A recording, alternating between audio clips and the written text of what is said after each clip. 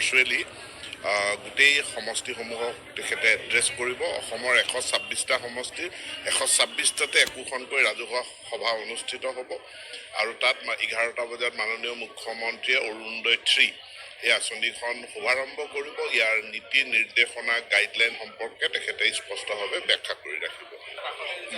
মই আজি নতুনকৈ গাৰ্জেন মন্ত্ৰীৰ দায়িত্ব দিয়াৰ পাছত আজি মই মাজুলী আহিছোঁ।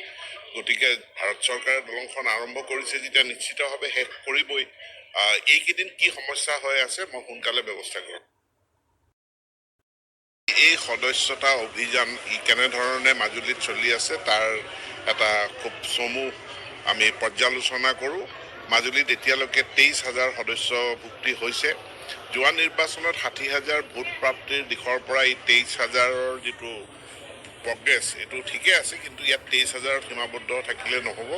আমি অন্ততঃ 75% যিমান ভোট পাইছিলোঁ তাৰ 75% লোকক আমি সদস্যতা ভৰ্তি অভিযানত আমি সামৰি ল'ব পাৰিব লাগিব। এতেকে 45,000 সদস্যাৰ টাৰ্গেট লৈ পেলাই যাতে বিজেপি মাজুলী ডিষ্ট্ৰিক্ট কমিটিয়ে কাম কৰে, কাৰ্যকৰ্তাসকলে কাম কৰে, তাৰ কাৰণে আমি আলোচনা কৰোঁ।